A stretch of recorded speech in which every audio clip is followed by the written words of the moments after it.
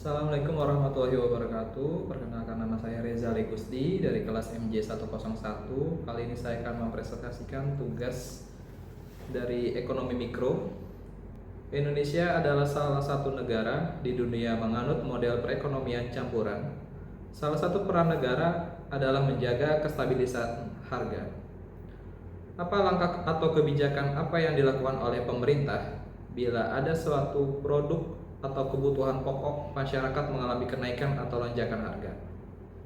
Pemerintah Indonesia melakukan berbagai langkah dan kebijakan terkoordinasi untuk mengatasi kenaikan atau lonjakan harga produk kebutuhan pokok, seperti menetapkan kebijakan harga atap dan harga dasar dengan tujuan utama menjaga stabilitas harga, mengendalikan inflasi, dan menjaga daya beli masyarakat.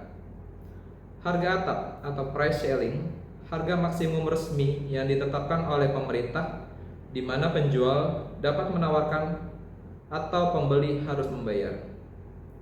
Harga dasar atau price floor, harga minimum resmi yang ditetapkan oleh pemerintah di mana penjual dapat menawarkan atau pembeli yang harus membayar.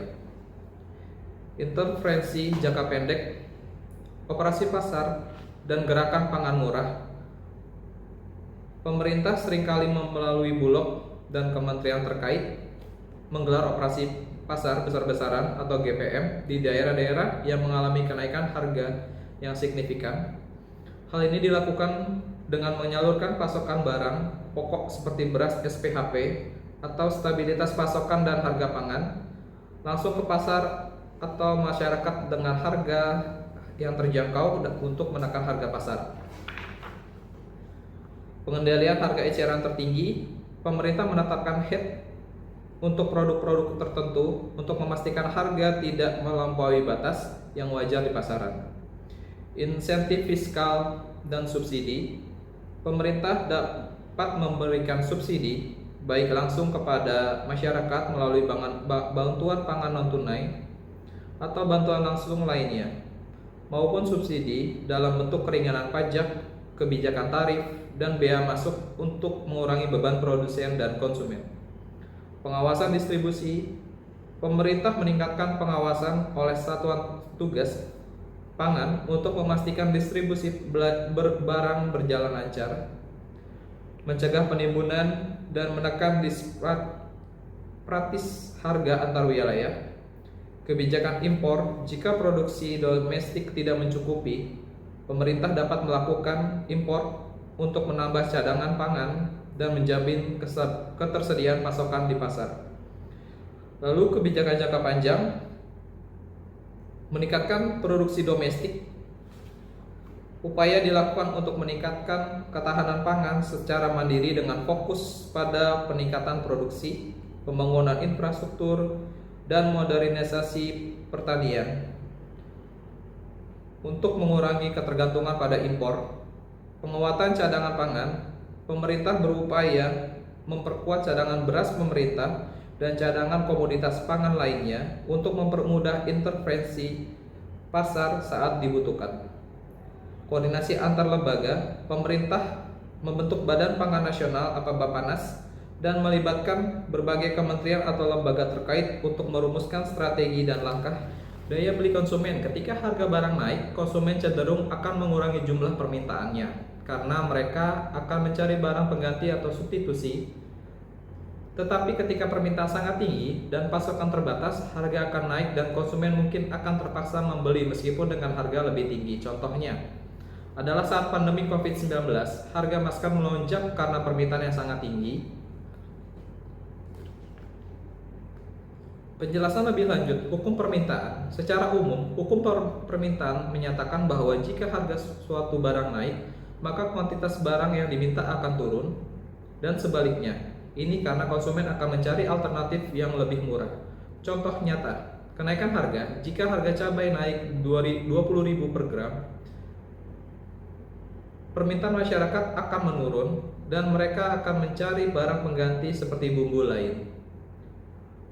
Pembelian saat harga tinggi. Ketika harga masker melonjak tinggi selama pandemi, banyak konsumen yang tetap membelinya karena dianggap kebutuhan darurat, meskipun harga naik berkali-kali lipat dari sebelumnya.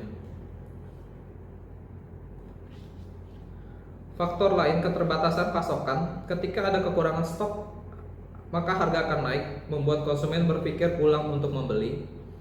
Perubahan selera konsumen dapat mempengaruhi permintaan, misalnya kesadaran akan gaya hidup sehat membuat permintaan produk makanan sehat meningkat, tetapi permintaan makanan tidak sehat bisa menurun.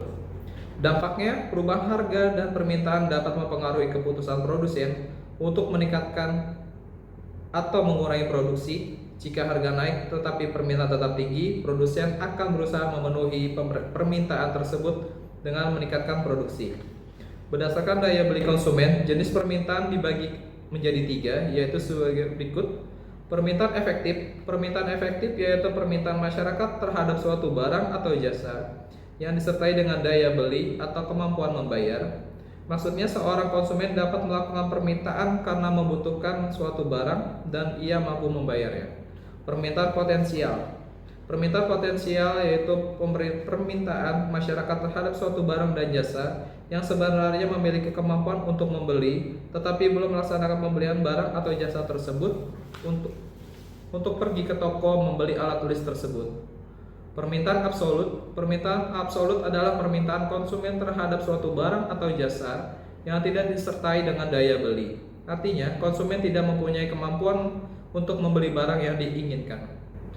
Permintaan individual yaitu permintaan yang dilakukan oleh seseorang untuk memenuhi kebutuhan hidupnya. Misalnya, kamu hendak membeli jas hujan karena kamu membutuhkannya untuk dirimu sendiri. Permintaan pasar atau permintaan kolektif yaitu kumpulan dari permintaan perorangan atau individu atau permintaan secara keseluruhan pada para konsumen di pasar. Misalkan pada suatu daerah terdapat kekurangan suatu bahan pangan, maka sekelompok orang di daerah tersebut akan membutuhkan bahan tersebut dalam jumlah yang banyak. Produsen atau penawaran. Penawaran adalah sejumlah barang yang ingin dijual oleh produsen pada tingkat harga dan waktu tertentu kepada para konsumen. Prinsip ekonomi yang berlaku pada penawaran adalah prinsip ekonomi produsen. Maka dari itu, seorang produsen akan berusaha untuk mendapatkan keuntungan sebesar-besarnya melalui penawaran yang ia lakukan. Selain itu, hal ini juga didukung dengan adanya hukum penawaran yang menyatakan bahwa hubungan yang ada antara jumlah barang dan harga barang ini berbanding lurus. Oleh karena itu, ketika harga dari suatu barang sedang meningkat atau menjadi lebih mahal, seorang produsen akan berusaha meningkatkan jumlah dari barang yang ditawarkan untuk bisa mendapatkan keuntungan. Berikut adalah beberapa faktor yang mempengaruhi penawaran. Harga barang, seperti yang disebutkan di atas, bahwa jumlah dari barang akan berubah sesuai dengan perubahan harga yang terjadi pada barang tersebut. Contohnya, petani jika harga cabai sedang naik, petani akan terdorong untuk meningkatkan produksi cabainya guna mendapatkan keuntungan maksimal, sehingga jumlah penawaran cabai di pasar meningkat. Sebaliknya, jika harga cabai turun drastis, petani mungkin mengurangi jumlah produksi cabai dan menawarkan lebih sedikit. Dari sektor teknologi, adanya mesin canggih, seorang produsen bisa mengurangi biaya produksinya sehingga bisa menawarkan lebih banyak barang dan mendapatkan keuntungan yang lebih banyak. Biaya produksi, semakin tinggi biaya produksi pada suatu barang, maka jumlah barang yang akan ditawarkan juga akan semakin sedikit. Ada barang dan jasa yang bersifat komplementer atau bersifat substitusi. Terlihat namanya, barang komplementer melengkapi barang lain. Jadi biasanya penawarannya akan meningkat seiring dengan peningkatan barang yang dilengkapinya. Contohnya, jika harga laptop meningkat, penawaran laptop pun meningkat. Peningkatan penawaran laptop mendorong produsen untuk meningkatkan pula penawaran barang yang berkaitan dengan laptop, misalkan printer atau flash disk. Sementara itu, barang substitusi bersifat menggantikan barang lain. Penawaran barang substitusi meningkat ketika penawaran barang yang digantikannya menurun. Salah satu contohnya, penawaran gas LPG meningkat saat masa transisi dari kompor minyak tanah ke kompor gas.